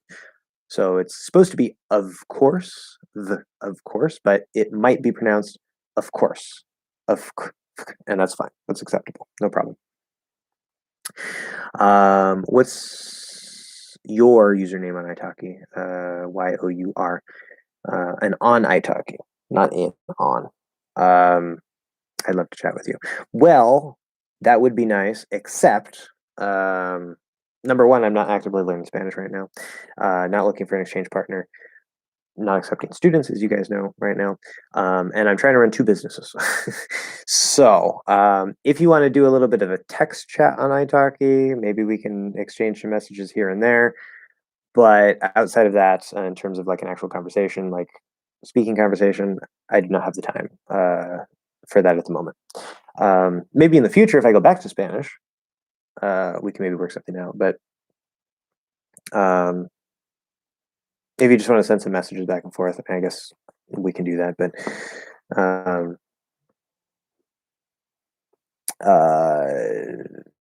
I don't even know what my username is. I mean, I think my profile name is just Josh, but good luck finding me. I don't even remember. I'll have to look it up. But what do you think about Luca Lampariello? Yeah, well, not spelled right, but yeah, it's really hard to spell his name. Luca Lampariello's. Now you put a comma S. Now you're just doing that on purpose. No, yeah, American accent. Yeah, so I mentioned him before. I think last live stream. And he's a very, very good example. According to my ears, which are generally very, very good, especially for hearing foreign accents in English. There are some sounds, some words occasionally. It's not like consistently one sound that he has problems with. There's just sometimes, like if I sit and I watch him have like a 10 to 15-minute video, right? He's just talking. I will occasionally, here and there, hear something that isn't 100% perfect. Not 100% perfect. It's not native. But 99.5% of the time, or 99% of the time, he sounds like he was born here. He has a pretty much a perfect accent, right? And it's to be expected that sometimes you kind of just don't hit the right sound. Like even in your own language, sometimes whatever things come out a little bit weird, whatever. And so, yeah, I can't give him a 100% seal of approval, although I'm sure a lot of people probably would. But definitely 99.5, like it's almost 100% perfect all the time. Very good stress, very good rhythm. Sounds are almost perfect all the time. So, yeah. And it's definitely possible. Idausen Ness does the same thing. He talked about how when he was learning German and he went to Germany, I don't remember how long he had been studying, but he starts with pronunciation first. I think Luca does too, but Idausa does it a little bit differently. But he was he has a story on his site, I think, where he was talking with a German native, and all of a sudden, like they're having this conversation for like 5 minutes, and out of nowhere, the German says, "Oh, so what part of Germany are you from?" He completely fooled him. Completely fooled him. Now, the longer you speak, obviously, the harder that is to do because it gets a little harder to sustain.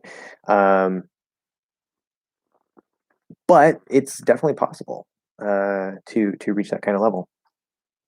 You do the right techniques, you put in the right work. Again, right is variable. There's different ways to do it, but there are things that don't work very well as well, and you want to avoid those. So Steve Kaufman said he does not like, or he does not sound like a native. Well, I can't verify for sure in all the languages. I've heard him speak Spanish, and I would say, yeah, he doesn't sound quite like a native. He sounds very good. I think he develops pretty decent pronunciation. Maybe not in all languages, but um, for him, sounding like a native is not a goal. Like he wants to sound good, like if he can sound good, like okay, great.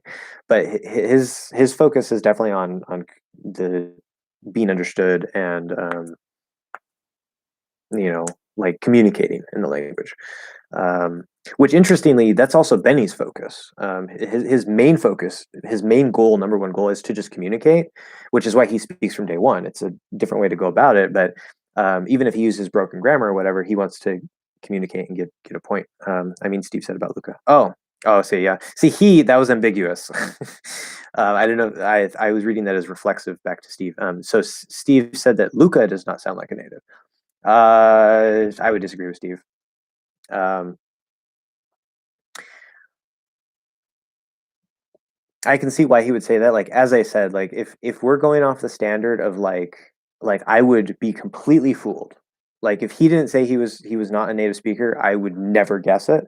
Then no, he doesn't sound like a native. If that's our standard, which is an extremely high, very very difficult to reach standard, um, then no, I don't think he sounds like a native. But if we're going off of a standard of every once in a while he slips up with a sound, but otherwise you wouldn't be able to tell, yeah, he sounds like a native. Um, so in fact, it's to the point where, like some people like, because of their parents or grandparents, in their household, their sort of cultural background, like maybe they grow up in, say, the United States, but they have, like family that, speaks Hindi, and they like at home, they really just speak Hindi. And so, maybe like they have like this perfect accent because they were raised in the United States, but maybe there's like a little bit of a sound from Hindi or whatever their other languages, their family language, that kind of creeps into their pronunciation every once in a while, it just comes out, and it doesn't really give them an accent. It's just like the wrong sound slips out sometimes. Like that is even what I would put Luca as. It's like, well, maybe he grew up in the United States, which I know he didn't, but if I didn't know, I would say maybe he grew up in the United States and he just like, okay, his family's Italian, and he has a little bit of a slip up sound here and there, because of that slight influence, and it's like it happens sometimes. Okay, um, I can say that Luca Lampariello does sound native in Spanish. Well, that's good. Yeah, I've listened to a little bit of Spanish, but I haven't analyzed it. Um, and that's good, and that's a lot easier, because between Spanish and Italian, obviously, like the words, the pronunciation are already very, very similar to begin with. I'm pretty sure Italian has more sounds than Spanish, maybe not vowel sounds, but sounds in total. And then going to English, English has a lot of vowel sounds, right, or a lot of sounds, period, but especially a lot of vowel sounds. And so it's going to be a lot easier to sound like a Spanish native coming from Italian than to sound like an English native. Um, just like I think for English speakers, it would probably be a little bit easier to sound like a German native than it would be to sound like a Spanish native. Although there are some sounds in German that I think are particularly difficult for native English speakers, probably for all learners in general, but especially for native English speakers, because our mouths just don't work that way. We have to retrain our mouths. Um, yeah, it's a lot more easier. Yeah, it's light, very nice. Yes, good. Yeah, we don't say a lot more easier. Sometimes actually natives will say that, and it's a mistake. Um, although if we're really emphasizing, it was like, well, it's a lot more easier. That's okay. But grammatically, normally it's not supposed to. That's not correct. So good catch. Yeah, a lot easier. Um, there is a non-native speaker who has a channel with a lot of subscribers. It is called, oh yeah, The Accent's Way with Hadar. And she teaches American accent. Yeah. Yeah, she's from, if I remember it, she's from Israel, I think. One of my students, like several years ago, found her channel, and they wanted, since she's not a native speaker, they wanted me to analyze how she sounds and tell them if she sounded like a native. Yeah, her English is amazing. Um, I haven't listened to a whole lot of her. I did sort of like a basic analysis, as this, like I don't really follow a lot of other English teachers and what they're doing, but based off what I remember, I can maybe pull her up again. But uh, I was quite impressed. Uh, I think similar to Luca, there was like a sound here or there. It's not like a consistent sound problem. Like she has a problem with a sound. It's just like every once in a while, I would hear something that, at least to me, seemed a little bit out of place in terms of the sound. Like maybe just the wrong sound kind of slipped out. It was just a little bit weird. Um, but that's not common. Like I sat there and I listened to her for I think like 2 or 3 minutes, and I didn't really catch any mistakes. Her rhythm and intonation, fantastic. She definitely has a solid mastery of English pronunciation. Um, so yeah, of course she teaches. If I remember correctly, she teaches General American, like Midwestern General American. So which is okay. It's mostly the same as Western American, um, but Western American is a little easier. So, yes, what do you? Sorry. Which one could fool you easier? Probably her. Yeah. If I were to give Luca like a 99%, I'd give her a 99.9%. Um, like probably even actually even according to my standard, I'd probably give her 100%. Um, like she's just that good. So, Sedent, you are so lucky. Hello. So we had a stream that started, let's see, 1:30, 12:30, 1:30, 2:30, 3:30, 5.5 hours ago. And about 2 hours in, my internet decided not to work. And about 10 minutes after that, I started a second stream, and here we are. So it's been 5.5 hours, just long enough for you to say hi. Where is everybody today? I'm pretty sure they left. It's been 5.5 hours. They were here earlier. I'm surprised anybody's here, including myself.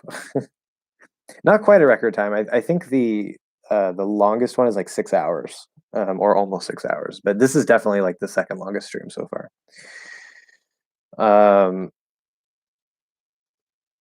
Yeah.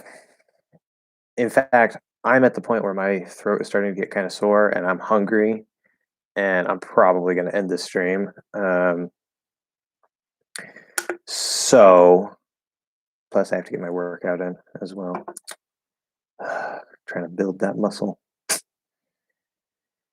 While you're here, student, I mean, before we wrap up, did you have any particular questions or whatever? Because we can address that before we go. Or you can shoot me a message on Patreon too, or whatever. Uh, works either way. Why am I lucky? I've never been lucky because it took 5.5 hours from the time the stream started until the time you showed up.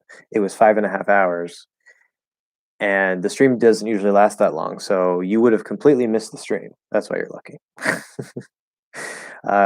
Goodbye, Joshua. Enjoyed it so much. Okay, bye, Meadow. What techniques do you recommend to achieve a native-like level? That's a whole conversation. Maybe next time we can talk about that. But short answer, and it will be a short answer.